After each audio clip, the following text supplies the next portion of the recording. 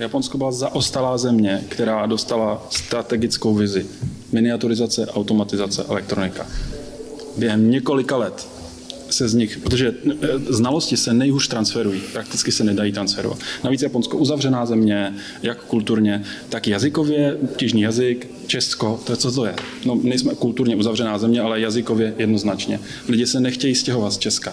Prosím vás, když tady vytvoříme znalostní ekonomiku, a opravdu do té ekonomiky to proroste, jak ve výzkumu, vývoji, školství, tak i v oblasti firem technologických, výzkumných center, tak tuto znalost nám nikdy nikdo nevezme. Je pravda, že soukromé společnosti, a měl by být otevřen prostě prostor soukromým společnostem na to, aby byly rozumně konkurenceschopné s elektromobily. Zmiňované Estonsko, tam, pokud se nemýlím, nějakých zhruba 60-70% nákladů vozu hradí stát v případě elektromobilů.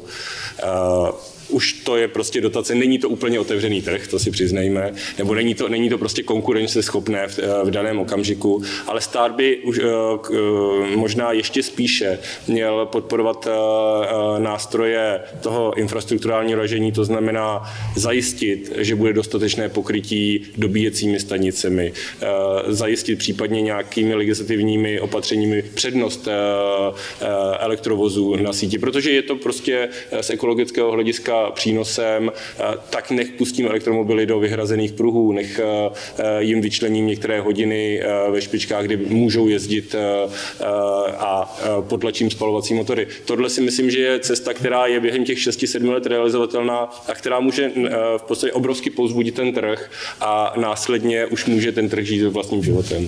Na co jsme zapomněli dále rozvíjet? Výzkum. Potřebujeme ho, je to výzkum materiálový, je to výzkum v membránách a v tom, to bychom uměli.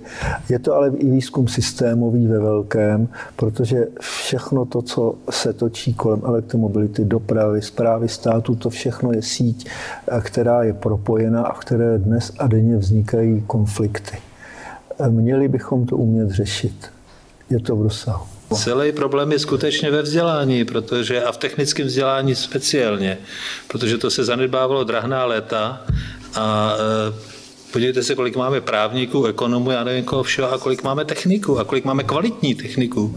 Takže a bez kvalitních techniků prostě vývoj dopředu nepůjde. Někde roku 2013 ke sklonku se pár šikovných lidí z důvodu respektu a činu setkalo na jednom místě a konečně začala komunikovat představitelé státu a podnikatelů. Zjistili jsme s úžasem, že velká část HDP je navázaná na dopravu jako takovou. Došli jsme k závěru, že by možná neškodilo udělat strategickou prioritu v naší zemi, otázku dopravy jako takové a jeho rozvoje a dívat se prostě na elektromobilitu a autonomní systémy. Na základě toho vznikla pracovní skupina nejenom na ministerstvu dopravy, ale i třeba na ministerstvu průmyslu a obchodu, která ve finále způsobila to, že se stanovila ta strategická priorita, přestalo se řešit, kamže půjdou ty peníze z Evropské unie, vytvořil se systém efektivních pobídek a vytvořil se vlastně prostředí pro to, že z České republiky se stala vlastně kolébka těch technologií. Postavili jsme tady za tu dobu do toho roku 2020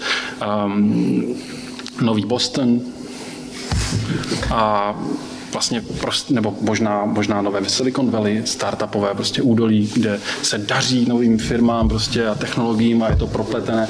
To je prostě to, co já vidím, co je jako reálná možnost a nepotřebuje to v tuto chvíli moc, máme na to dost času. Na druhou stranu zcela dobře taky vidím jako český scénář možná, počkáme do roku 2019, jak to teda jako dopadne a pak zjistíme, že nám vlastně ujel vlak a že možná, kdybychom tenkrát udělali, to bychom mohli, no ale to bychom tenkrát nevěděli, takže jsme to neudělali.